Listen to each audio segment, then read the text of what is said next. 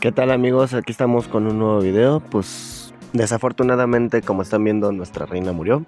Me he estado hablando con mis demás compañeros y no queda otra más que conseguir otra reina. No crean que esto se terminó, al contrario, es mi motivador para que sigamos adelante. ¿Por qué? Porque no tengo un buen sabor de boca al saber que una reina se me acaba de morir, menos siendo una Pogonomirmex, que siendo más de las que más me gustan porque son granívoras y es una cosa muy bonita.